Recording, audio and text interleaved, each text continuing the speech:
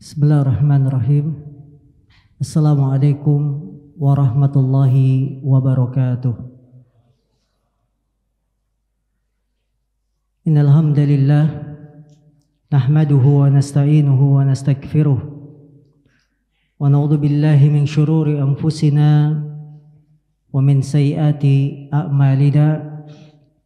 May yahdihillahu fala mudhillalah ومن يضلل فلا هادي له أشهد أن لا إله إلا الله وحده لا شريك له وأشهد أن محمدا عبده ورسوله لا نبي بعده. يقول الله تبارك وتعالى يا أيها الذين آمنوا اتقوا الله حق تقاته ولا تموتن إلا وأنتم مسلمون. وقال أيضا يا أيها الناس اتقوا ربكم الذي خلقكم من نفس واحدة وخلق منها زوجها وبث منهما رجالا كثيرا ونساء واتقوا الله الذي تساءلون به والأرحام إن الله كان عليكم رقيبا. فإن أصدق الحديث كتاب الله وخير الهدي هدي محمد صلى الله عليه وسلم وشر الأمور محدثاتها فإن كل محدثة بدعة وكل بدعة ضلالة وكل ضلالة في النار. Ma'asyiral muslimin yang dimuliakan Allah Subhanahu wa taala, pertama-tama kita bersyukur kepada Allah. Alhamdulillah, sore hari ini hari yang keberapa? Ketiga dari bulan Ramadan. Kita masih diberikan kekuatan, kesehatan, kesempatan untuk bisa berbuat kebaikan, menghadiri majelis ilmu yang merupakan ibadah yang besar. Mengaji merupakan ibadah, bahkan termasuk ibadah yang paling agung, yang paling cepat untuk mendekatkan diri kepada Allah Subhanahu wa taala adalah dengan ilmu. Orang yang berpuasa, sebagaimana disebutkan oleh Imam Al-Hafidh Ibnu Rajab dalam kitabnya Lataiful Ma'arif, beliau mengatakan orang yang puasa memiliki dua jihad. Jihadun fin nahar wa jihadun fil lail. Jihad saat siang hari dan jihad saat malam hari. Orang yang berpuasa berjihad di siang hari berupa apa? Puasa Ramadan. Dia menahan makan, tidak minum, berjihad tidak melanggar pembatal-pembatal puasa. Dan dia pun berjihad di malam harinya. Apa? Dengan sholat malam, sholat tahajud, atau yang disebut di bulan ini dengan nama sholat tarawih. Ini pun semuanya membutuhkan jihad, kesungguhan, kemudian perjuangan ya yang tidak ringan. Maka kaum muslimin, Ramadan ternyata bukan bulan untuk santai atau bulan untuk malas-malesan. Justru Ramadan itu adalah bulan perjuangan, bulan bekerja keras, beribadah dengan puasa Ramadan, kemudian dengan sholat malam dan seterusnya. Maka dalam kesempatan sore hari ini, insya Allah kita akan mengungkap peristiwa-peristiwa yang terjadi di bulan Ramadan. Kalau kita bahas fikih puasa, ya pembatal-pembatal puasa, ini sudah banyak yang membahas tentang ini. Tapi peristiwa-peristiwa yang terjadi di bulan Ramadan ini yang perlu kita gali kemudian kita ambil hikmah pelajaran dari peristiwa itu, supaya kita juga tahu bagaimana hebatnya perjuangan Nabi kita SAW, bagaimana susah payahnya perjuangan para sahabat. Mereka dalam keadaan puasa tapi harus menghadapi satu kondisi yang sangat berat. Apa saja peristiwa-peristiwa besar yang terjadi di bulan Ramadan? Yang pertama, terjadinya perang Badar. Terjadinya apa? Perang Badar. Perang Badar terjadi pada hari Jumat, tanggal 17 Ramadan, tanggal 17 Ramadan tahun kedua Hijriah. Tahun keberapa? Kedua Hijriah. Berarti tidak lama setelah Nabi pindah dari Mekah ke Madinah. Perang ini bukan perang yang direncanakan dari awal. Karena asalnya Nabi hanya ingin mencegat rombongan Abu Sufyan yang baru pulang dagang dari kota Syam lewat jalur Madinah. Nabi SAW dengan para sahabatnya, mereka diusir dari kampung halaman, dari kota Mekah. Padahal Nabi Muhammad penduduk asli, tapi mereka diusir, ya, diintimidasi, bahkan disiksa. Sehingga sebagai bentuk pembalasan, ketika mendengar berita Abu Sufyan pulang dari dagang, otomatis bawa apa kalau orang pulang dagang? Bawa keuntungan, ya kan? Namanya dagang, berhasil, laku, keuntungannya banyak. Maka Rasulullah ingin membalas. Bagaimana kita stop pasukan rombongan kafilah dagang ini sebelum sampai Mekah, kita stop di Madinah. Itu asalnya. Ya, Nabi keluar dengan membawa pasukan yang sangat sedikit, hanya sekitar 312 orang. Tidak banyak. Karena memang tujuannya apa? Ingin mencegat, ngambil keuntungan mereka, sudah. Tidak mau diperangi, dibunuh dan lain-lain. Ketika Rasulullah SAW sudah bertekad ingin mencegat kafilah dagangnya Abu Sufyan, berita ini kedengaran oleh Abu Sufyan. Saya dan rombongan mau dicegat sama Nabi Muhammad. Ketakutan Abu Sufyan, ya, ketakutan. Kemudian Abu Sufyan mengirim utusan berangkat duluan ke Mekah, kasih tahu pembesar-pembesar Mekah, saya mau dicegat sama Nabi Muhammad.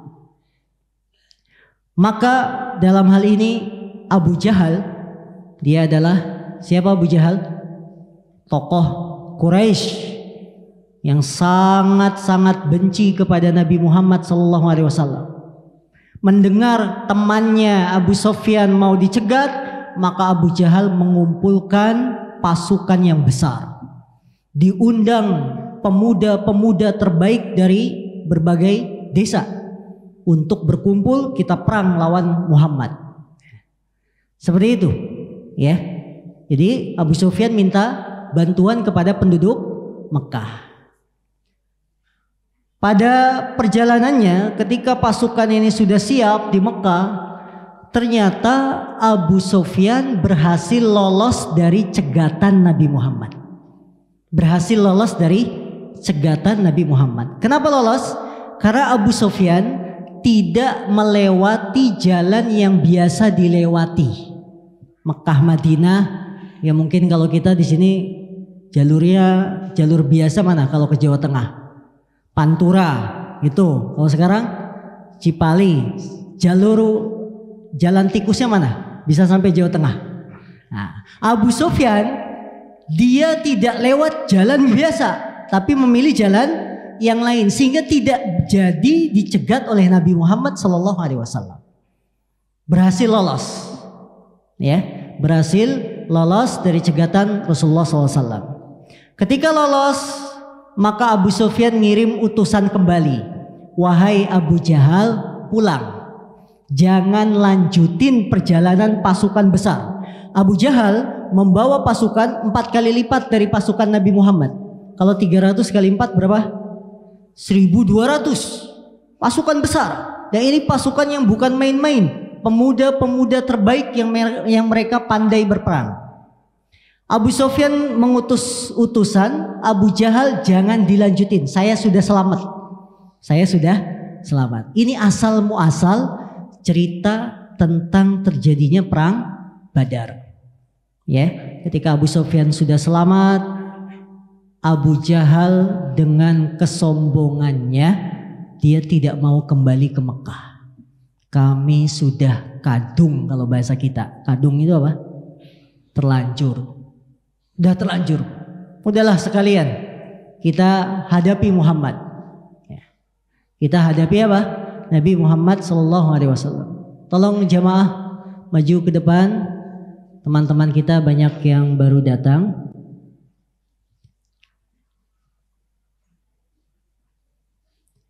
Abu Jahal dengan sombongnya tetap melanjutkan perjalanan dan tidak mau kembali ke Mekah.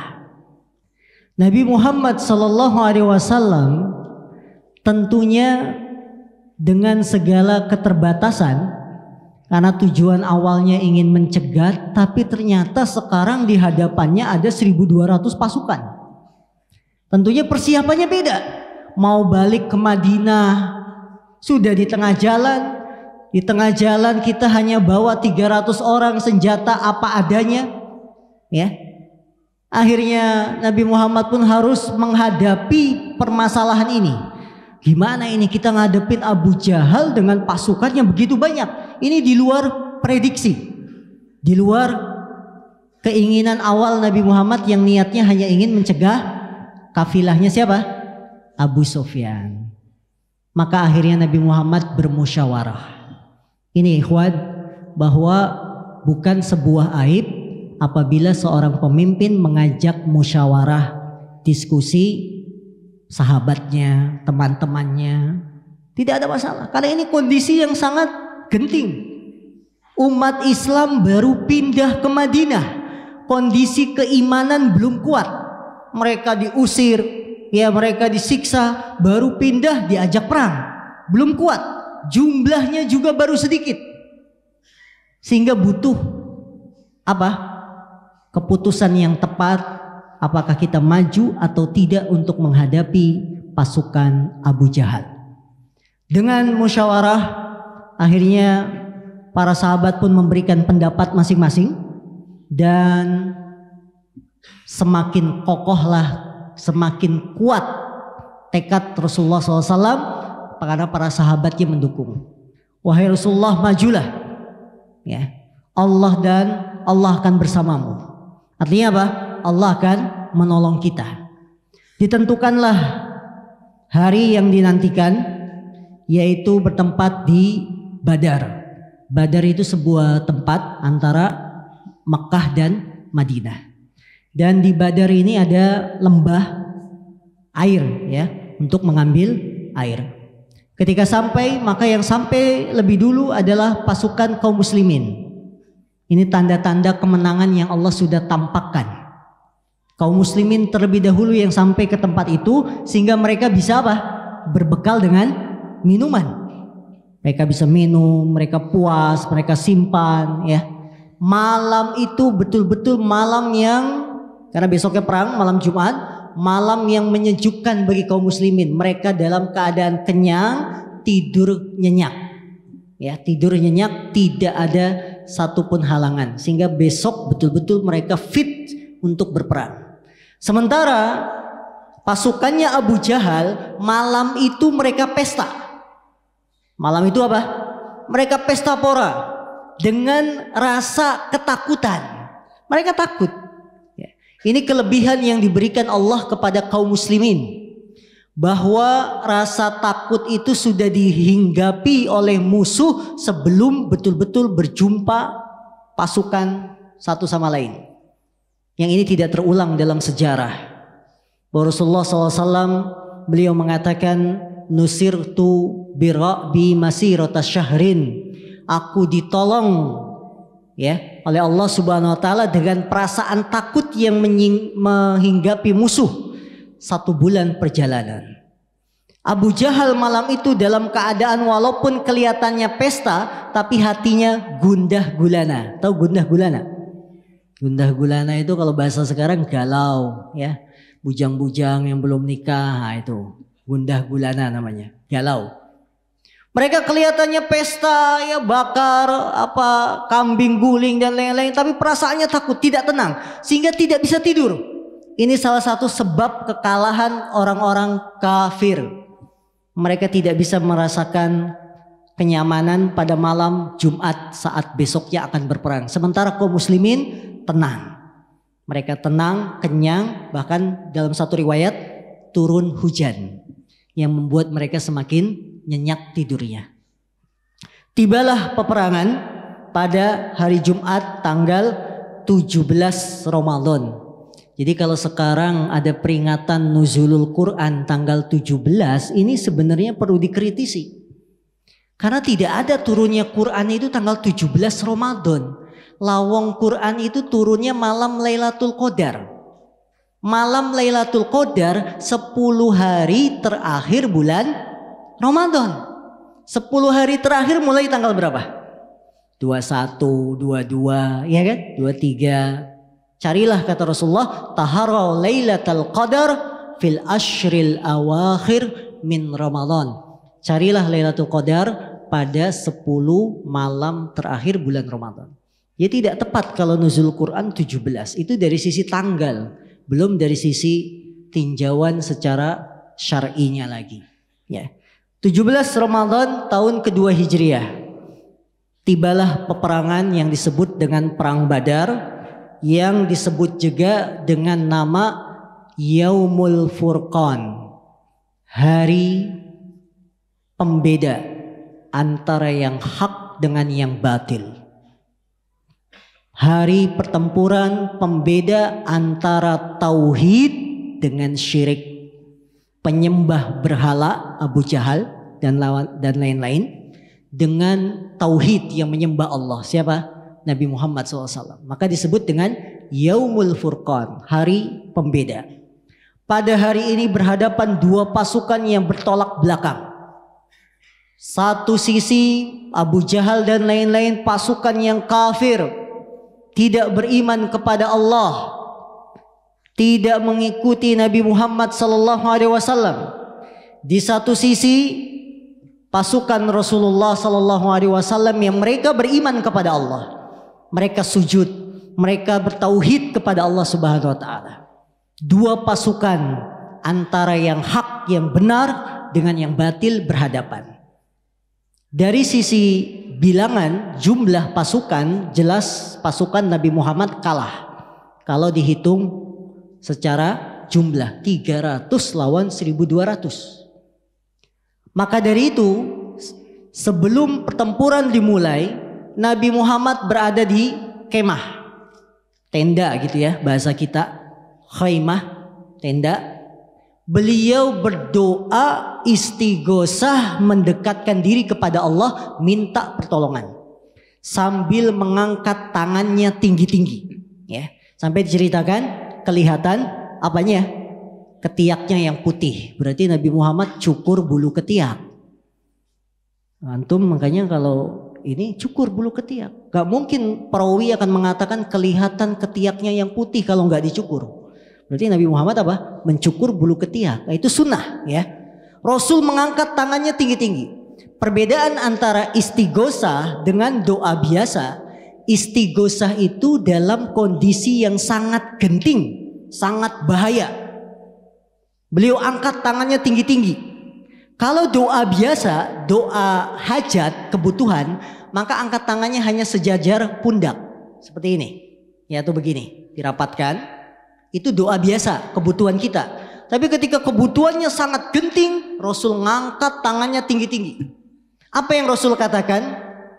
Ya Allah, apabila engkau musnahkan pasukan ini, maksudnya kaum muslimin, maka engkau tidak akan disembah di permukaan bumi lagi. Engkau tidak akan disembah lagi di permukaan bumi.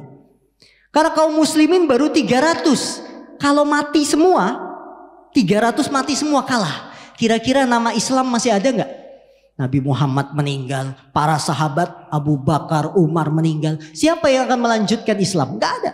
Maka Nabi sampai berdoa kepada Allah, ya Allah, jika engkau musnahkan pasukan ini, kalah, maka engkau tidak akan disembah selama-lamanya di permukaan bumi. Allahu Akbar. Doa yang sangat betul-betul menunjukkan rasa butuh pertolongan dari Allah Subhanahu wa taala. Sampai Rida itu selendangnya jatuh. Kemudian diambil oleh Abu Bakar. Abu Bakar selalu menemani Nabi Muhammad SAW. Beliau sahabat setianya Rasul. Diambil ridanya, kemudian Abu Bakar menghibur Rasulullah. Cukup, hasbuk ya Rasulullah. Cukuplah wahai Rasulullah. Allah pasti akan menolong kita. Ya, karena takut Rasul. Ini kalau pasukan Islam yang cuma segini karena baru hijrah, baru ke Madinah habis, udah tidak ada yang akan menyembahmu ya Allah.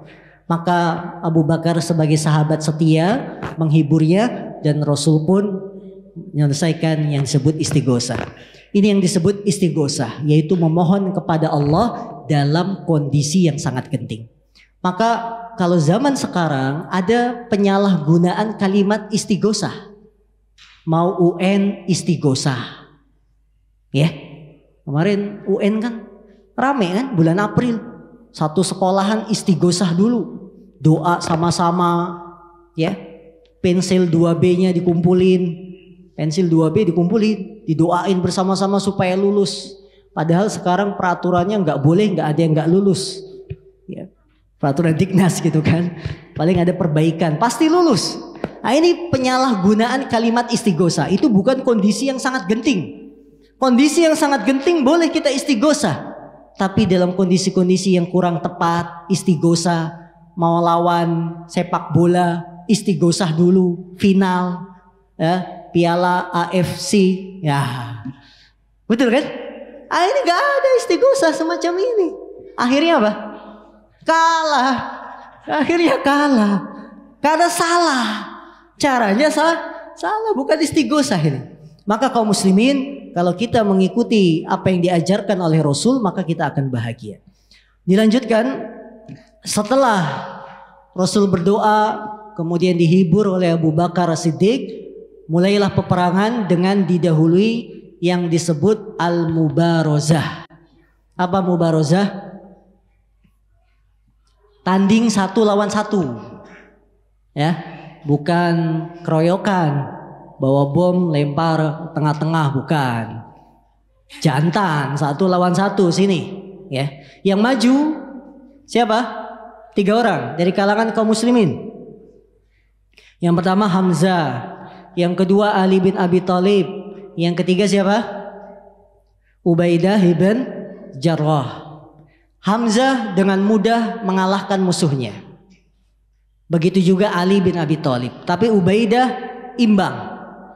Imbang, dia terluka tapi musuhnya juga mati. Ya. Dia terluka tapi musuhnya mati. Ini yang disebut dengan mubarozah. Apa namanya? Mubarozah. Catat, ini ada hadiah 5. Ya, siapa tahu keluar. Baik. Mubarozah. Setelah menang, maka terpukullah. Dengan mubarozah ini membuat apa istilahnya, tekanan itu bahasa kerennya apa tekanan Pak Indra? Pressure. Kalau dalam dunia sepak bola sebelum bertanding ada komentar-komentar nyindir musuh, namanya apa? Bukan pressure, apa? Itulah. Ya. Biar musuh itu maksudnya apa? Down. Tanding 3 lawan 3, ini kalah. Gimana perasaannya? Wih, teman saya mati, pembesar saya mati. Nah, ini kan membuat tekanan kepada musuh. Udah, semakin galau itu orang kafir. sudah tadi malam nggak bisa tidur, ya, takut begitu tanding mubarozah kalah, tekanan tambah membuat mereka down, turun mentalnya.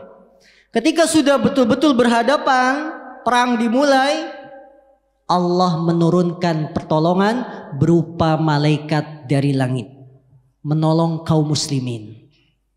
Jumlah pasukan yang 300 ditolong oleh malaikat yang tidak terhitung jumlahnya.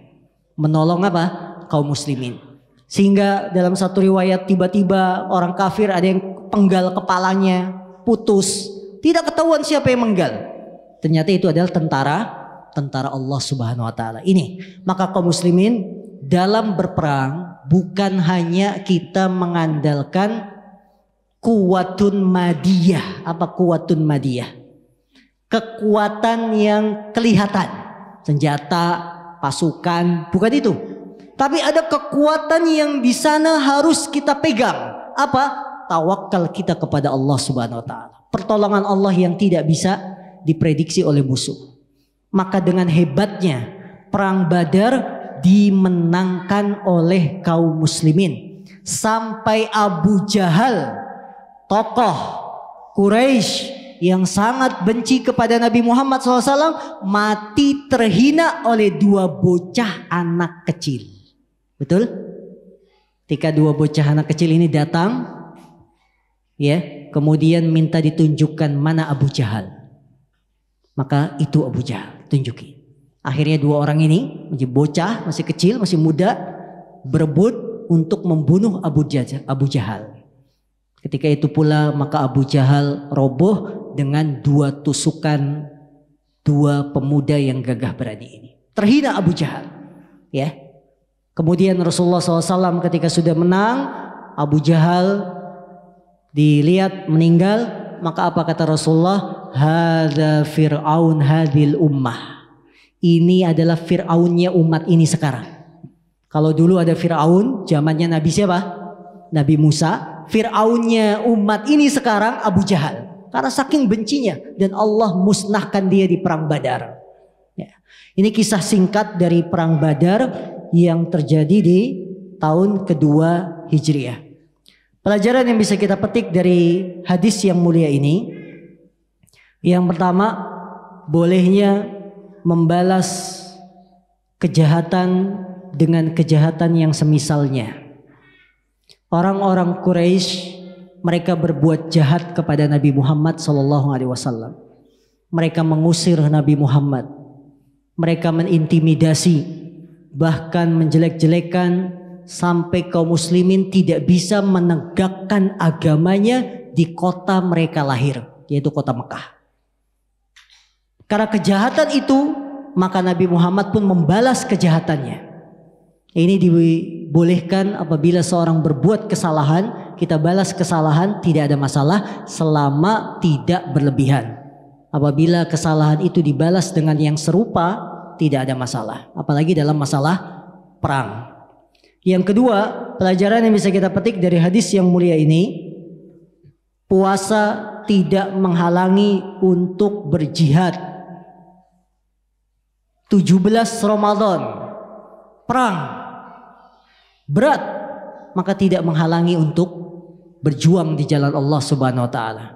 Karena justru Ramadan adalah perang jihad melawan hawa nafsu, perang mengendalikan diri kita. Karena jihad yang sebenarnya adalah jihad dengan mengikuti patokan-patokan agama. Itu jihad yang sebenarnya. Jihad yang sebenarnya mengikuti aturan Allah, aturan Rasul. Karena jihad itu ibadah. Karena ibadah, maka syaratnya pun harus terpenuhi. Ikhlas dan mencontoh Nabi SAW. Itu yang disebut jihad. Adapun yang tersebar sekarang, ya, membuat teror, membuat rasa takut, mengadakan bom bunuh diri, maka bukan sama sekali bukan jihad. Jihad beda dengan teror. Jihad untuk menegakkan keamanan. Teror membuat rusak keamanan. Beda. Maka kaum muslimin yang dimuliakan Allah, kalau kita berbicara jihad, maka kita sesuai patokannya. Apa patokan jihad? Jangan sembarangan mengatakan jihad, surga, tidak ada. Maka amal-amal yang dilakukan sekarang yang disebut amaliyah intihariyah. Apa?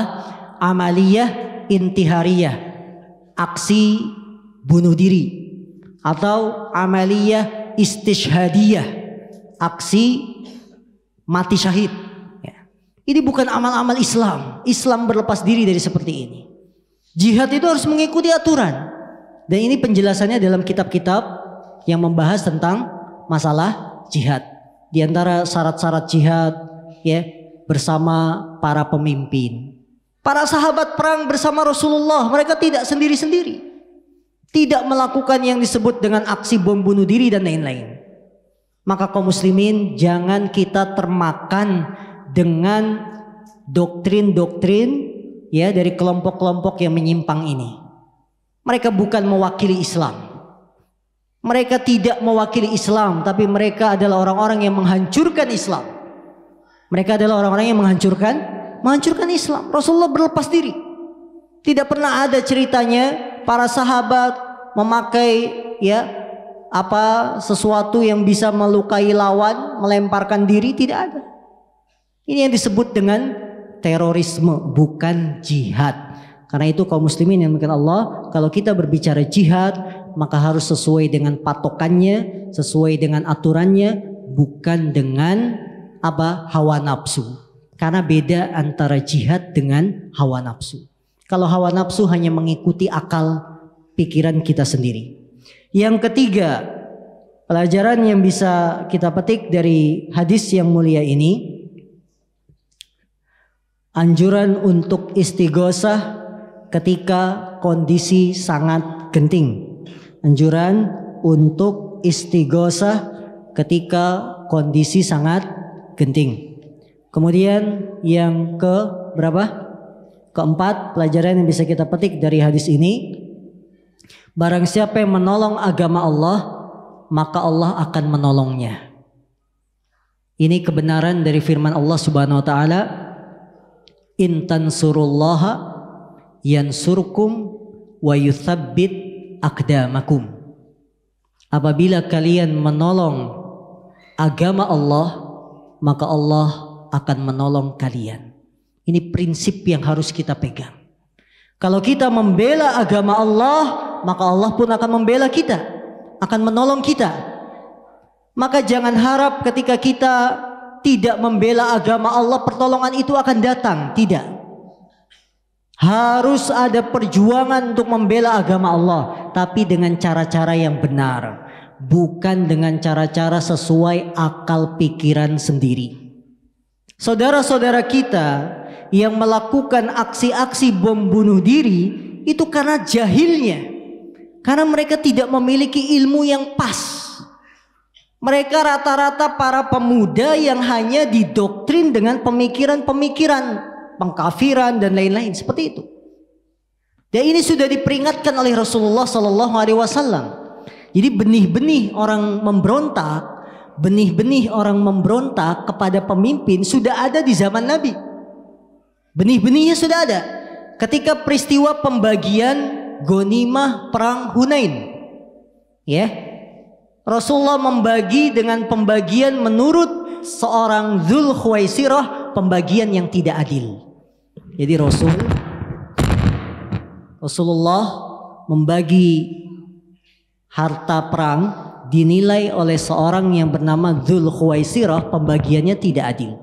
Dikritik langsung Rasul saat itu, padahal beliau pemimpin paling tinggi. Jadi Dzul Khuwaisirah mengkritik Rasulullah dengan mengatakan, "I'dil ya Muhammad, fa innaka lam ta'dil." Berlaku adillah wahai Muhammad, sesungguhnya engkau tidak berlaku adil. Lihat, mengkritik pemerintah, mengkritik pemimpin, benih-benihnya sudah ada. Kemudian Rasulullah marah, "Man ya'dil illam akun adilan." Siapa yang bisa berlaku adil kalau saya nggak adil? Ya, Rasulullah langsung tegur orang ini yang mengkritik pemimpin. Kemudian Rasulullah katakan, "Saya khuruju." min di hadzal rajul qaumun yaqra'unal Qur'an la yujawizu hanajirahum. Kemudian kata Rasul berkata kepada Dzul Khuwaisirah, akan keluar dari benih-benih orang ini suatu kelompok yang mereka baca Quran tidak melewati tenggorokan mereka. Yahkiruna salatahum ma'a salatihim. Kamu akan menganggap ringan salat kalian dibandingkan mereka. Mereka khusyuk-khusyuk salatnya, baca Qurannya banyak-banyak. Tapi apa kata Rasul? Yakhrujuna minad din kama yakhruju sahmu min ramiyah. Tapi sayang, mereka khusyuk salatnya, mereka baca Quran, mereka keluar dari agama sebagaimana melesatnya busur dari panahnya. Allahu Akbar. Ini Nabi sudah ucapkan saat beliau masih hidup, bahwa benih-benih pemberontakan itu sudah ada. Dan betul, para sahabat yang saat itu menyaksikan peristiwa Hunain, apa kata para sahabat? Saya menyaksikan anak-anaknya Dzul Khuwaisirah memerangi kami, memberontak kepada kami. Karena Nabi berbicara bukan hawa nafsu, Nabi berbicara dengan wahyu. Jadi benih-benih pemberontakan, ya, orang-orang yang tidak puas dengan kepemimpinan selalu mengarahkan kepada para pemerintah, petugas keamanan, itu sudah ada sejak zaman Nabi. Karena bodohnya mereka, karena kurangnya akal mereka, maka Rasul mensifatkan dalam hadis yang lain, sufahaul ahlam hudasaul asnan. Orang-orang yang suka berontak, kata Nabi, mereka itu akalnya cetek, usianya muda-muda. Orangnya muda-muda, akalnya cetek, nggak ada yang pinter. Ya, mereka hanya bertindak dengan hawa nafsu. Maka bapak-bapak kalau lihat kan masih muda-muda itu, nggak ada yang punya ilmu. Mereka nggak belajar, mereka tidak belajar bagaimana cara belajar yang benar. Mungkin bahasa Arab saja mereka nggak bisa. Maka salah satu sumber kerusakan jahil terhadap agama. Nah ini. Maka bapak-bapak yang dimuliakan Allah Subhanahu wa taala, dalam kesempatan ini kami ingin menjelaskan, ya, bagaimana cara beragama yang benar. Cara beragama yang diinginkan oleh Allah dan Rasul. Bukan menegakkan menegakkan ajaran Islam, alasan menegakkan daulah Islam, kemudian melakukan aksi-aksi yang sekarang sedang ramai. Ini tugasnya para ahli ilmu untuk menyampaikan hal ini, supaya para pemuda kita tidak salah jalan, tidak dicuci otaknya. Makanya belajar. Dengan ilmu kita akan kalahkan mereka. Karena mereka itu bodoh. Buktinya kebodohan mereka ketika mereka berontak kepada Utsman bin Affan. 5.000 orang-orang pemberontak ini diajak debat oleh sahabat Ibnu Abbas. Ayo sini, hadapi saya, kata Ibnu Abbas. Diajak debat, 5.000 diajak debat sama Ibnu Abbas. Ketika mereka tunjukkan dalil-dalil kalian, 3.000 orang taubat. Karena setiap dalil yang mereka sampaikan dibantah sama Ibnu Abbas, dibantah. Ya, 3.000 orang taubat. Ini menunjukkan mereka bodoh, gak paham tentang Al-Quran. Hanya baca tapi tidak sampai tenggorokan, tidak memahami isi Quran. Lemahnya mereka. Maka kaum muslimin menghadapi, ya, orang-orang yang semacam ini, yang gemarnya, senangnya itu mengkafirkan pemerintah, yang senangnya berbicara tentang Indonesia itu bukan negara Islam, ajak dialog. Tunjukkan mana buktinya Indonesia bukan negara Islam, ajak. Mereka nggak punya dalil, lemah mereka. Mereka bisanya apa? Hanya semangat menunjukkan kebenaran sabda Nabi. Akal-akal mereka cetek, usia mereka masih muda-muda, belum matang. Maka kaum muslimin berbekallah dengan ilmu dari Quran, ilmu dari hadis Rasul SAW. Ya, maka aksi-aksi yang ada sekarang bukan sama sekali dari Islam. Adapun yang viral dari seorang ustadz yang mengatakan boleh bom bunuh diri, itu tidak benar. Tidak benar dikatakan oleh Syekh Albani, tidak benar dikatakan oleh Syekh Utsaimin, tidak benar. Ya, sama sekali tidak benar. Itu fitnah. Kita tahu sudah masalah ini sudah lama. Sebelum ada aksi-aksi semacam ini kita sudah belajar mendengar fatwa-fatwa para ulama bahwa yang namanya aksi bom bunuh diri tidak ada satupun ulama yang membenarkan. Saya punya bukunya, Al-Fatawa Asy-Syar'iyyah fil Qadaya Al-Asyriyah, ya. Fatwa-fatwa agama dalam permasalahan-permasalahan yang kekinian. Di sini disebutkan ada bom bunuh diri, ada aksi penculikan, pengkafiran dan lain-lain. Di sini antum baca di sini. Di sini ada fatwa Syekh Utsaimin, jelas, ya. Ada fatwa Syekh bin Baz dan lain-lain, ulama-ulama yang memang mereka ilmunya sangat kuat. Maka kami minta pertanggungjawaban Ustadz yang mengatakan Syekh Utsaimin membolehkan bom bunuh diri. Tunjukkan buktinya. Ya, tunjukkan buktinya. Mana bukunya, mana kitabnya? Kita sama-sama bisa bahasa Arab, tunjukkan. Ya, kita baca. Sini ada. Beliau mengatakan, as-su'al, pertanyaan. Yaksurul kalamu haulal amaliyatil istishhadiyah allati tuqam fi Filistin wa fi ghairiha. Fama hukmu hadhil amaliyat wa jazakumullah khaira. Banyak pertanyaan seputar aksi-aksi istishhadiyah, bom bunuh diri atau aksi mati syahid yang ditegakkan di Palestina dan di selainnya. Apa hukum aksi semacam ini? Jazakumullah khairan. Al-jawab, hadhil amaliyat sami'tu syekhana samahatas syekh Abdul Aziz bin Baz rahimahullah yufti bi annaha intiharun, annahu la yajuzu lil insan an yadu'a ala nafsihi qanabila wa yufajjiruha lianna hadha intiharun wa qatlun. Allahu Akbar. Lihat jawabannya. Aksi semacam ini aku mendengar dari syekh kami, Syekh Abdul Aziz bin Baz, bahwa beliau berfatwa ini adalah aksi bunuh diri, bukan jihad. Karena tidak boleh bagi seseorang untuk meletakkan sesuatu pada dirinya berupa bom kemudian meledakkan dirinya. Ini disebut dengan bunuh diri dan membunuh diri sendiri.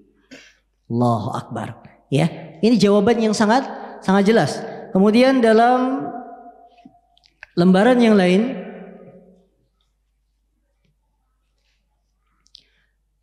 yaqul ba'duhum innahu sayakumu bi amaliyah jihadiyah ala syaklin intihari. Kamisali ala dhalik ma yaf'aluhu ahaduhum bitalgimi sayyaratihi bil mutafajjirat waqtihamil adu wa huwa ya'lam annahu sayamutu fi hadzal hadis la muhalah. Al-jawab, ra'yi fi hadha annahu qatilu nafsih wa annahu sayu'adzabu fi jahannam bima qatala bihi nafsahu kama sahha dzalika anin nabiyyi sallallahu alaihi wasallam. Sebagian orang berkata akan dilakukan aksi jihadiyah yang disebut dengan bunuh diri atau yang lainnya, seperti seseorang meletakkan bom pada mobilnya kemudian dia meledakkan diri pada sekumpulan musuh. Apakah dan dia yakin bahwa dia akan mati? Apakah ini dibolehkan? Ra'yi, pendapatku, jawabanku fi hadza annahu qatilu nafsi. Pendapatku dalam masalah ini, dia itu sama saja membunuh dirinya sendiri. Wa annahu sayu'adzabu fi jahannam, dan dia nanti yang melakukan aksi ini akan disiksa pada neraka jahannam dengan alat yang dia pakai untuk membunuh dirinya sendiri. Sebagaimana telah sahih dalam hadis Nabi SAW. Nabi mengatakan, barang siapa yang bunuh diri dengan racun, maka nanti hari kiamat dia akan dibangkitkan dengan racun berada di tangannya. Barang siapa yang bunuh diri dengan pisau, maka dia nanti hari kiamat dibangkitkan dalam keadaan pisau di tangannya. Maka beliau Syekh Utsaimin pun mengatakan, orang yang melakukan aksi semacam ini sama saja bunuh diri. Dia disiksa pada hari kiamat dengan alat yang dia pakai untuk membunuh dirinya.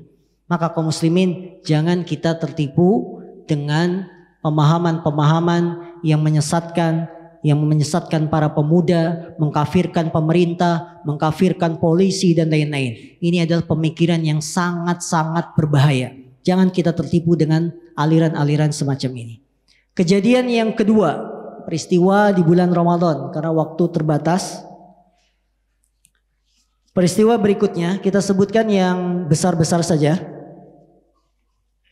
Terjadinya penaklukan kota Mekah atau yang disebut Fathu Makkah, penaklukan kota Mekah. Penaklukan kota Mekah terjadi pada tanggal 20 Ramadan pada tahun ke-8 Hijriah. Tanggal berapa?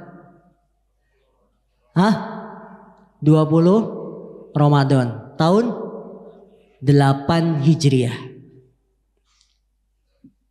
Allah Subhanahu wa taala membukakan kembali kota Mekah untuk Rasulullah sallallahu alaihi wasallam. Setelah Rasul terusir dari kota Mekah, kurang lebih 8 tahun kota Mekah dikuasai oleh orang-orang Quraisy. Kemudian kota Mekah dipenuhi dengan patung-patung berhala. Tidak tegak tauhid di kota Mekah. Maka peristiwa bersejarah tanggal 20 Ramadan tahun ke-8 Hijriah, Allah kembali membersihkan kota Mekah dengan dibukakan, ditaklukkan kota Mekah di tangan Rasul sallallahu alaihi wasallam. Peristiwa ini peristiwa yang sangat bersejarah. Sahabat Ibnu Abbas menceritakan, Ani Ibnu Abbasin radhiyallahu anna Nabiyya sallallahu alaihi wasallam kharaja fi Ramadan minal Madinah wa ma'ahu asyratu alaf. Dari sahabat Ibnu Abbas bahwasanya Nabi SAW keluar di bulan Ramadan dari kota Madinah dengan membawa pasukan sebanyak asyratu alaf. Berapa asyratu alaf? 2.000, 10.000. Asyrah itu berapa? 10. Alaf, 1.000, 10.000. Fasara huwa wa man ma'ahu minal muslimina ila Makkah. Sara. Apa sara? Sara yasiru sayron. Apa itu? Berjalan. Maka Rasulullah, beliau dan orang-orang yang bersamanya dari kalangan muslimin berjalan ke Mekah. Yasumu wa yasumun. Apa? Yasumu wa yasumun. Yasumu siapa domirnya? Yasumu domirnya apa? Huwa. Kembali ke siapa? Nabi. Karena mufrad, mudzakkar. Yasumu wa yasumun. Domirnya apa? Kata gantinya apa? Hum. Beliau dan mereka berpuasa. Hatta balagol kadida. Hatta balagol kadid. Sampai mereka masih berpuasa ini dari Madinah menuju Mekah masih dalam keadaan puasa. Sampai tiba di wilayah yang disebut Kadid. Kalau sekarang Kudai. Jamaah haji yang sudah haji, asrama jamaah haji salah satunya ada di wilayah Kudai. Nah, sangat jauh dari Masjidil Haram. Ya, saya pernah ke sana. Nah, di sanalah apa? Aftara wa aftaru. Apa aftara? Rasul berbuka. Wa aftaru. Dan mereka berbuka. Ini menunjukkan puasa Ramadan kalau sedang safar boleh berbuka puasa. Apalagi diceritakan saat itu kondisinya sangat panas dan Rasul sangat berat. Perjalanan Madinah Mekah kalau sekarang ditempuh dengan bis yang umroh bis Madinah Mekah paling cepat berapa jam? 5 jam, ya kan? Nah, ini jalan kaki. Atau paling maksimal naik onta. Onta jalannya cepatnya kayak apa? Lama. Maka sangat berat. Rasulullah aftara. Rasulullah berbuka wa aftaru. Dan mereka pun yang lain ikut berbuka. Dalam satu riwayat disebutkan ada sebagian yang tidak berbuka puasa. Maka Nabi mencela mereka. Sambil mengatakan ulaikal usad. Ulaikal usad. Mereka itu adalah yang bermaksiat. Karena aku berbuka mereka tidak buka. Jadi kalau lemah, lemes, musafir tidak boleh memaksakan tetap puasa. Ya, haram hukumnya kita berpuasa dalam kondisi sangat-sangat lemah, bahkan mengancam nyawa kita. Ini yang diceritakan dalam Sahih Bukhari, bahwasanya Rasul keluar dengan 10.000 orang untuk menaklukkan kota Mekah. Beliau dalam keadaan puasa. Lihat, dalam keadaan puasa. Tidak dari Madinah sudah buka puasa. Ikhwan-ikhwan ada sebagian mau pulang kampung subuhnya udah nggak sahur. Nggak boleh. Antum kalau mau perjalanan pulang kampung ke Jawa Tengah, Jawa Timur, harus mulai puasa dulu. Karena Anda saat di sini belum jalan, dihitung masih mukim, masih wajib puasa. Kapan boleh buka puasanya? Kalau sudah jalan, itu baru disebut musafir. Masih di rumah, sahur sudah nggak makan karena niatnya nanti jam 9 saya mudik. Akhirnya nggak puasa dari awal. Salah. Ini menyelisih petunjuk Rasul Shallallahu Alaihi Wasallam. Jadi yang mau pulang kampung dan pengen berbuka puasa, tidak ingin puasa, dari rumah harus dalam kondisi puasa dulu. Nanti jalan sampai stasiun Bekasi lemas, boleh buka. Nah begitu. Jangan dari Cikarang subuh-subuh kok minum. Iya saya nanti pulang kampung. Oh, gak ada. Ya, nah, ini kekeliruan sebagian teman-teman. Mohon diperbaiki tahun ini. Yang pulang-pulang kampung jangan tidak puasa dulu dari sini, karena sebelum Anda berangkat masih dihitung mukim. Mukim itu harus tetap berpuasa. Nah di tengah jalan haus dan lain-lain ya, apalagi keretanya rebutan atau yang lain ya, berat, bawaan banyak, boleh berbuka tapi sudah di jalan, bukan dari rumah. Begitupun sholat. Sebagian teman-teman ada yang sudah mengqashar sholat 2 rakaat padahal masih di sini, belum jalan. Nggak boleh.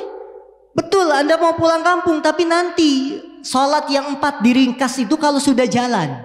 Kalau masih di rumah nggak bisa. Contoh misalkan kita punya rencana jam 3 siang ingin berangkat pulang kampung. Zuhur masih tetap 4 rakaat. Tidak boleh sholat zuhur di Baitul Ma'mur 2 rakaat. Karena Anda belum jalan, belum dikatakan safar, pergi, belum, masih di sini. Nah kalau sudah jalan, jam 3 berangkat ya, 2 jam berikutnya sampai mana dari Cikarang 2 jam, Cikampek, Cipali, mampir rest area, sholat asar, boleh 2 rakaat karena sudah jalan. Tapi adapun dari rumah belum berangkat sudah diringkas, ini kesalahan dalam safar. Maka tidak. Kemudian peristiwa Fatu Makkah ini, ketika Rasulullah sudah berencana akan berangkat, berita keberangkatan Rasulullah dengan 10.000 pasukan dibocorkan oleh seorang sahabat yang bernama Hatib bin Balta'ah. Dibocorkan berita ini oleh seorang sahabat yang bernama Hatib ibn Balta'ah. Beliau membocorkan berita ini, diberitahu kepada penduduk Mekah karena beliau punya keluarga di sana. Takut kalau keluarganya nanti kenapa-napa. Dia ngasih info dulu, tolong siap-siap, kemas-kemas, ini Rasul mau datang dengan 10.000 pasukan. Padahal namanya berita penaklukan gak boleh bocor. Betul? Gak boleh bocor karena ini harus dijaga rahasia supaya tidak ada persiapan dari penduduk Mekah menghadapi Rasul. Berita ini dibocorkan lewat tulisan surat karena dulu belum ada SMS.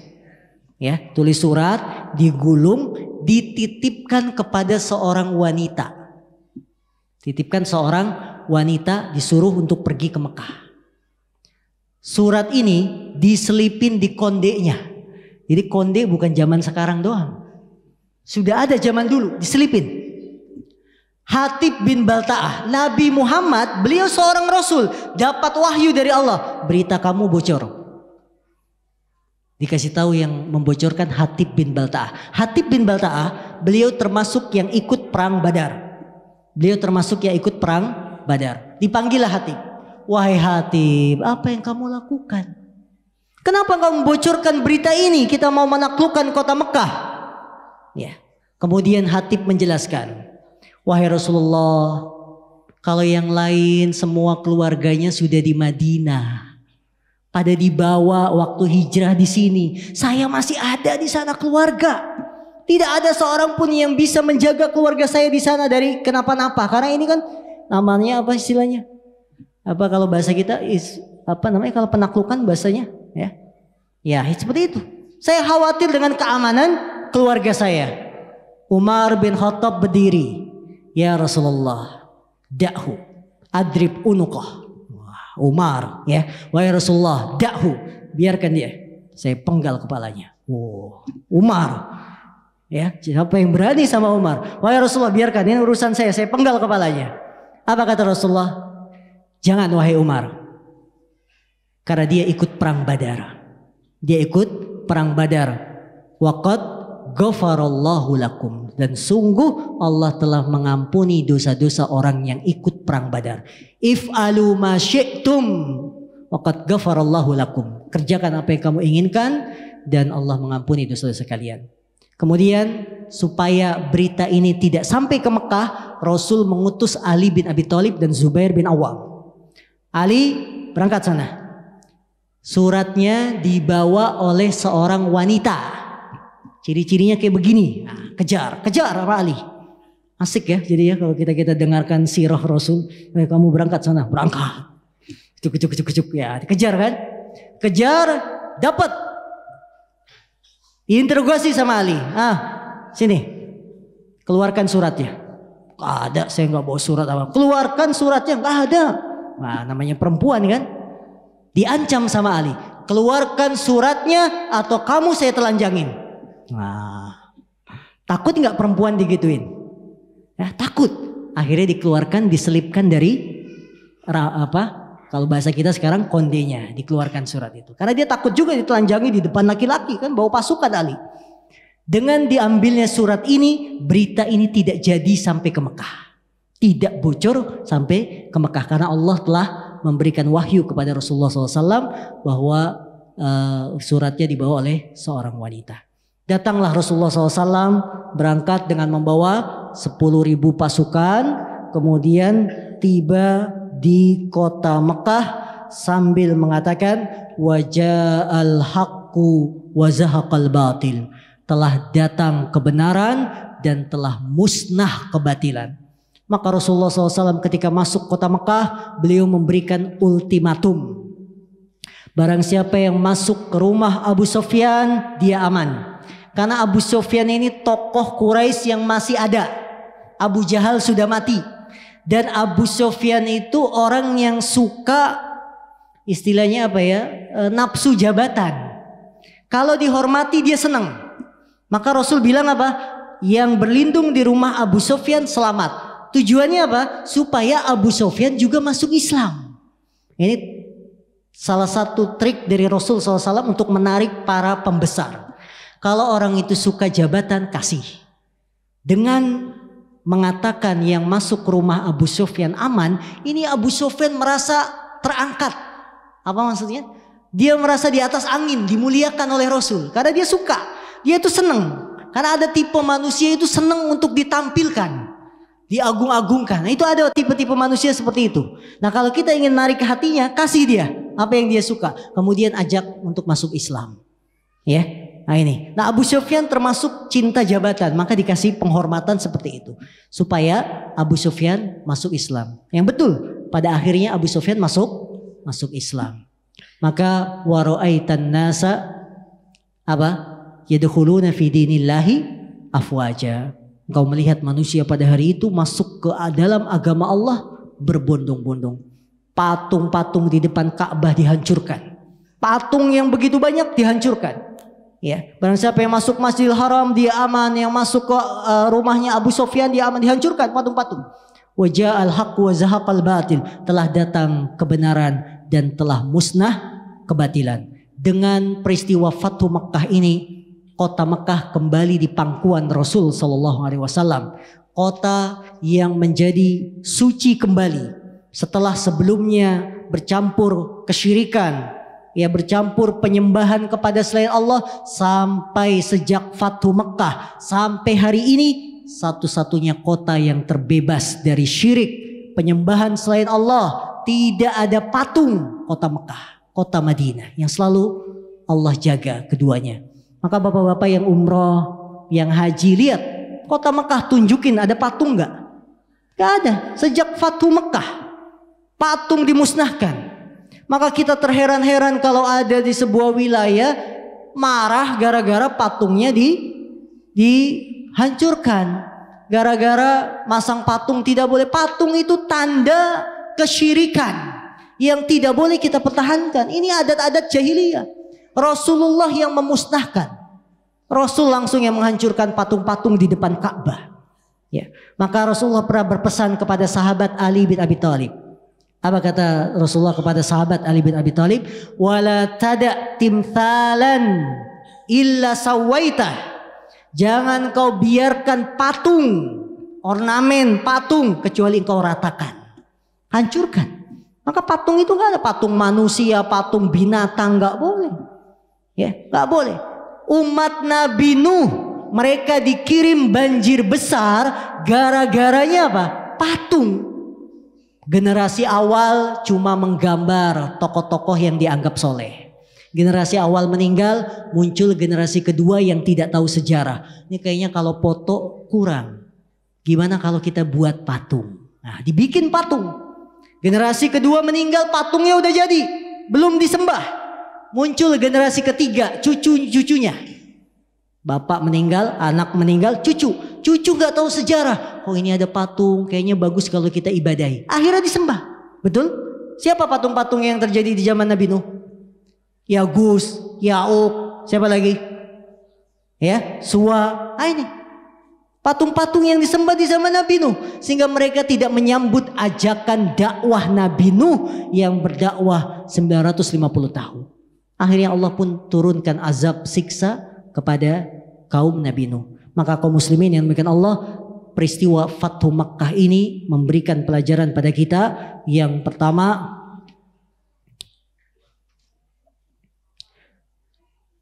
pentingnya perkara tauhid bagi setiap hamba.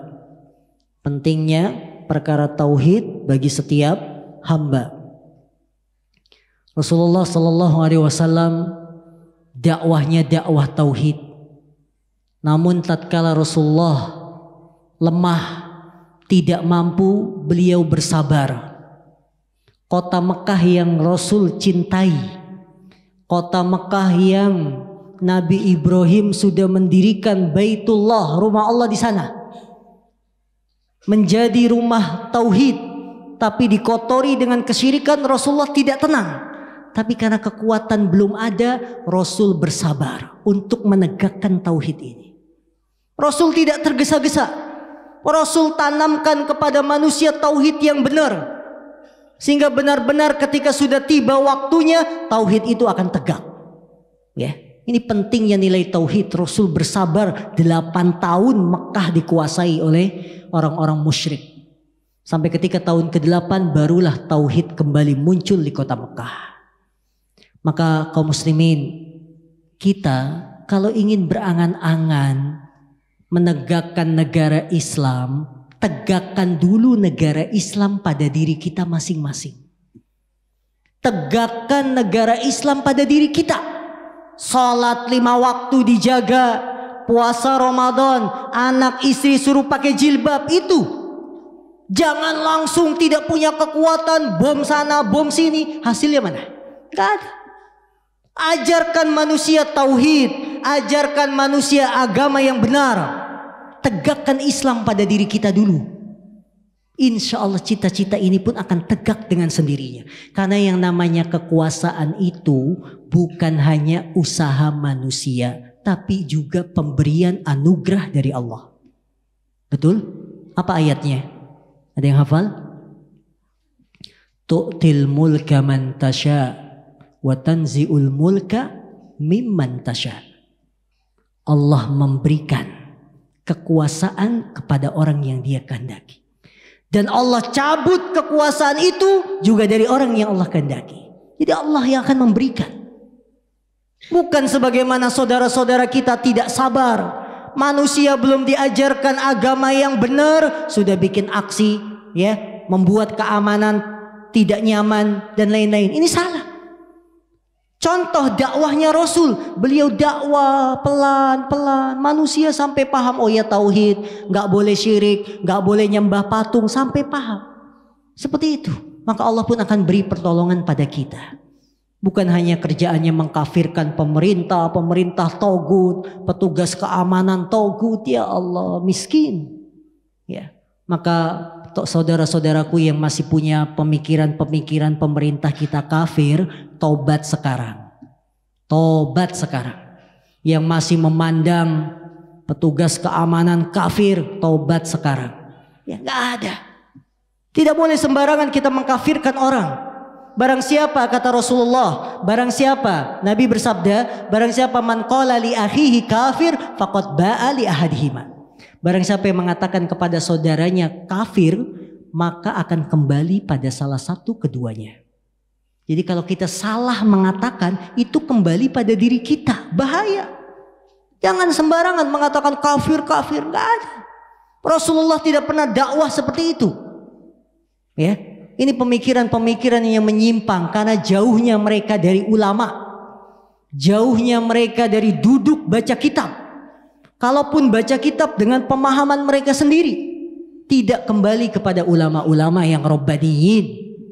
Ya, maka kaum muslimin berhati-hati dengan pemikiran-pemikiran ini. Apalagi kalau kita buka ngajinya lewat YouTube, ya bahaya ini. Sangat tersebar pemikiran-pemikiran semacam ini. Ngaji yang benar, ya lewat guru yang benar, yang pemahamannya lurus, yang pemahamannya sesuai kitab dan sunnah Nabi Sallallahu Alaihi Wasallam. Dan tingkatkan kemampuan bahasa Arab kita supaya kita tidak mudah termakan. Walaupun yang mengatakan ustadz fatwanya ini, kalau kita cek salah ya salah. Ya, karena kita punya modal bahasa Arab, bisa menyalahkan, kita bisa baca langsung. Disebutin fatwanya di sini, ya. Anda bisa baca di sini, ya. Ini. Jadi tingkatkan kemampuan kita sehingga fitnah ini bisa hilang. Tidak ada jalan terbaik untuk mengalahkan pemikiran-pemikiran menyimpang kecuali dengan ilmu yang bermanfaat. Wallahu alam ikhwan, ini yang bisa kami sampaikan dalam kesempatan sore hari ini. Baru 2 ya. Mau berapa? Baru 2 peristiwa. Yang lain ada peristiwa perang Ahzab. Nah, perang Ahzab ini lebih seru lagi. Yang disebut dengan perang apa Ahzab itu? Perang Khandaq. Yang Rasul menggali apa? Parit strategi yang belum pernah ada saat itu. Usulannya siapa? Salman Al-Farisi. Ya, ini terjadi juga di bulan Ramadan. Satu strategi yang tidak pernah diterapkan. Musuh begitu datang bingung. Ya Allah, ini diloncatin kuda nggak nyampe. Bingung dia mau masuk kota Madinah lewat mana? Karena semuanya Madinah dibangun parit. Bapak-bapak kalau umroh diajak ke Khandaq nggak? Cuma udah nggak ada. Cuma ditunjukin ini Khandaq. Nggak ada lagi paritnya. Ya. Strategi ini pun seru ceritanya. Ketika pasukan musuh mengumpulkan berbagai macam ahzab. Ahzab itu apa sih? Suku. Ya, pasukan dari berbagai golongan. Orang Yahudi ngirim, Bani Nadir, ya, ngirim semua sehingga bersekutu untuk mengepung kota Madinah. Tapi Rasul menerapkan strategi yang tidak pernah terpikirkan sehingga mereka juga kaget. Sehingga mereka kelaparan, gak bisa masuk Madinah, pulang dengan membawa kekalahan. Ini pun terjadi di bulan Ramadan. Baik, ada pertanyaan? Silakan.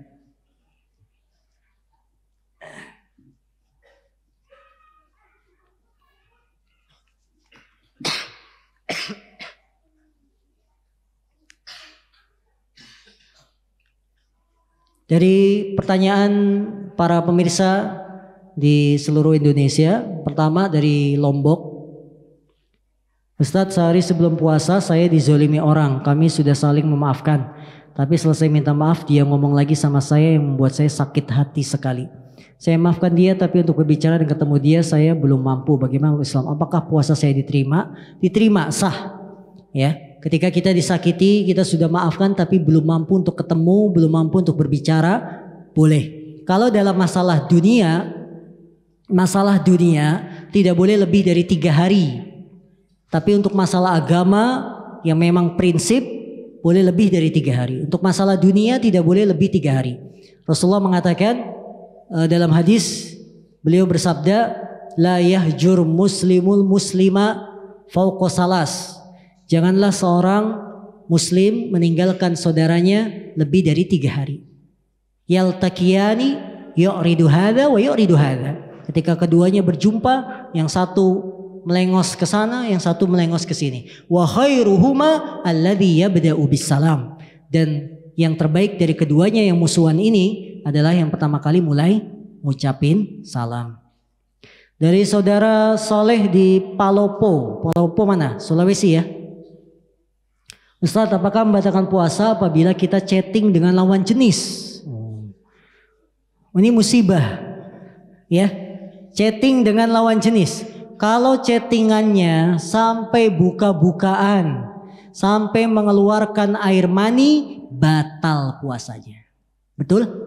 Kalau sampai buka-bukaan, chatting itu kan gampang sekarang, dengan HP aja bisa. Sampai mengeluarkan air mani, batal puasanya. Tapi kalau chattingnya ringan, hanya tanya kabar, dosa, pahala puasanya berkurang, tapi puasanya tetap sah. Dan jangan chatting-chattingan dengan lawan jenis. Tidak boleh.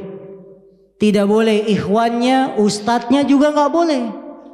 Jangan merasa sudah ustadz, oh saya mah bebas chattingan sama jamaah wanita. Nggak boleh. Tidak boleh.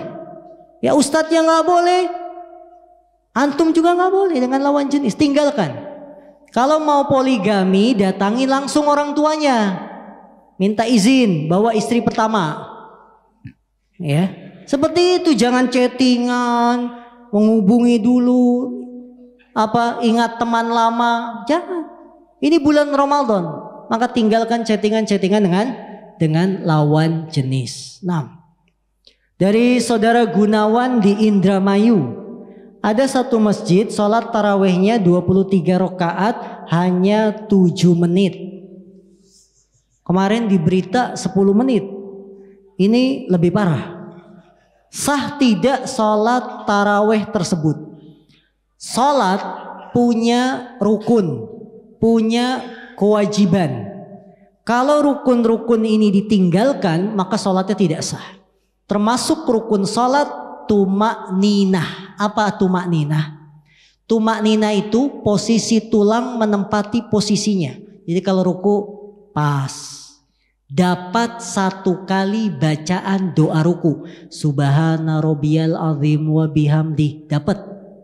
Sekarang lihat yang 23 rakaat 7 menit. Dapat gak baca doa Subhana rabbiyal azim? Dapat gak?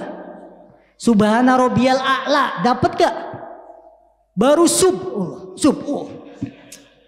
maka tidak sah. Tidak sah, sholat semacam ini tidak sah. Dalilnya apa tidak sah? Hadis musi'us sholat. Hadis tentang orang yang sholatnya jelek. Apa kata Rasulullah ketika sholatnya cepat? Sholli fa innaka lam tusolli. Sholat lagi kamu, sungguhnya kamu itu belum sholat. Ya, jadi sholat yang cepat tidak sah. Dan saya punya tulisan masalah ini. Tentang sholat patas ini sudah saya tulis. Seorang polisi yang menembak mati teroris itu bagaimana hukumannya, Ustadz? Teroris kalau benar-benar dia terbukti teroris, maka tidak bersalah polisi tersebut. Bahkan orang yang membunuh pemberontak itu suatu kewajiban. Ya, satu kewajiban. Dalam Islam orang yang berontak boleh dimusnahkan. Boleh dimusnahkan. Dan itu tanggung jawab para petugas keamanan. Maka orang yang memberontak kepada pemerintahan yang sah boleh ditumbangkan. Bahkan kalau ada 2 pemimpin yang dibaiat, yang satu mengangkat diri sebagai pemimpin, muncul pemimpin kedua, boleh pemimpin kedua diperangi, dimusnahkan. Ya, ini karena dia dianggap memecah belah kaum muslimin. Dan para teroris ini yang disebut dengan khawarij, orang-orang khawarij yang memberontak tidak akan mencium baunya surga. Rasulullah mengatakan al-khawarij kilabun nar. Khawarij itu adalah anjing-anjingnya neraka. Ini bukan saya yang ngucapin, Nabi Muhammad yang ngucapin. Syarrul qatla tahta adimi sama. Sebaik-baiknya pembunuhan di bawah kolong langit, membunuh orang yang memberontak. Nanti suatu saat kita kupas masalah ini. Saya punya tulisan dan buku-buku yang bagus tentang masalah ini. Ya, buku-buku tentang masalah Khawarij saya akan rangkum. Kemarin sudah tentang pemerintah. Beginilah adab kepada pemerintah, 20 halaman saya tulis jadi. Kirim di majalah Al-Furqan. Kemudian permintaan berikutnya masalah Khawarij saya akan tulis ini. Kita baca hadis-hadisnya tentang sejarah pemberontak. Hadis-hadisnya dan buku-bukunya sudah saya siapkan, tinggal ditulis. Semoga dimudahkan. Ya. Baik, dari Ibu Putri di Bekasi. Hari ini di mana cadar difitnah, dinodai oleh aksi-aksi teror. Apa nasihat Ustadz bagi kami wanita yang berhijab dan bercadar? Di mana sebagian saudara kami diintimidasi, diskriminasi, diperlakukan dengan sinis. Beri kami nasihat agar tetap istiqomah dengan pakaian yang kami kenakan. Ukhti muslimah yang dimuliakan Allah, saudari-saudariku dimanapun Anda berada. Zaman kita sekarang adalah zaman ayyamus sabar. Hari-hari yang penuh dengan kesabaran. Hari-hari yang kita harus istiqomah dengan apa yang kita yakini. Cadar bukan sesuatu yang asing. Sudah ada sejak zaman Nabi SAW. Dan cadar bukan identik alamat teroris. Sekarang yang korupsi, orang-orang yang korupsi pakai dasi. Apakah setiap yang pakai dasi kita katakan korupsi? Tidak. Justru sekarang ujian bagi saudari-saudari muslimah, ujian mengamalkan sunnah. Maka tetap pakai cadar, tetap pakai jilbab besar, karena ini yang diperintahkan oleh Nabi kita SAW. Jangan malu dan jangan takut dengan keadaan, karena Rasul SAW dengan tujuan menegakkan sunnah, beliau mengorbankan jiwanya, beliau mengorbankan badannya, fisiknya. Dikatakan penyihir, dikatakan orang gila, beliau dilempari batu. Demi apa? Menegakkan sunnah. Kalau beliau begitu hebat perjuangannya menyebarkan sunnah, kenapa kita zaman sekarang malu mengamalkan sunnah? Baru sedikit ujian kita diintimidasi, tenang saja. Ya, kalau kita tidak bersalah, tidak ada apa-apa. Kalau diminta misalkan di bandara, mohon maaf sini dibuka cadar, buka di hadapan polisi, lihat, kami gak ada masalah apa-apa. Ya. Tidak ada masalah. Sekarang tetap pakai, jangan malah istri-istri kita diperintahkan untuk lepas cadar. Nggak ada. Tegakkan sunnah. Amalkan. Tunjukkan bahwa kita itu beda dengan mereka. Casing kita mungkin sama, tapi pemahaman pemikiran kita tidak sama dengan mereka. Mereka adalah orang-orang yang salah jalan. Ya, yang ngebom di sana sini dengan pakai cadar, dengan pakai celana di atas mata kaki, dengan jenggotan. Casing boleh sama, tapi tidak sama dalam hal pemikiran. Bahwa yang benar kita katakan benar. Jadi inilah ujian kita saat ini. Bertahanlah, jangan dilepas cadar, istiqomah. Kalau Anda di atas jalan kebenaran, Allah akan menolong kita. Ingat hadis Nabi. Apa hadis Nabi? Ihfadillah yahfadka. Ihfadillah tajidhu tujahaka. Jagalah Allah, jagalah agama Allah, niscaya Allah akan menjagamu. Dalam hal apa Allah menjaga kita?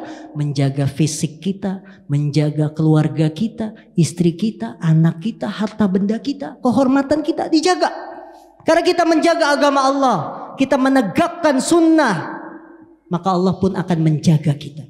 Ihfadillah, jagalah Allah, tajidhu tujahaka. Allah akan membimbingmu di hadapanmu. Maka jangan kita gentar dengan fitnah ini.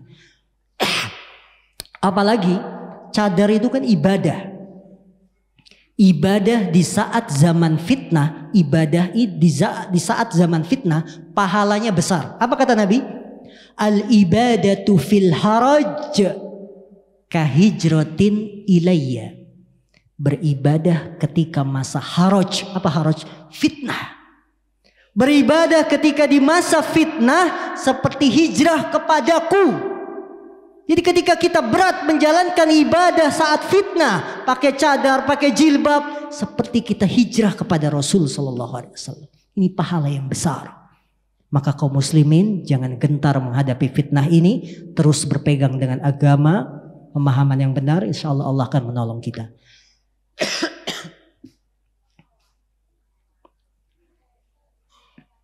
Cukup ya? Ya, pertanyaannya ditunda. Subhanakallahumma wa bihamdika asyhadu an la ilaha illa anta astaghfiruka wa atubu ilaik. Walhamdulillahirabbil alamin. Assalamualaikum warahmatullahi wabarakatuh.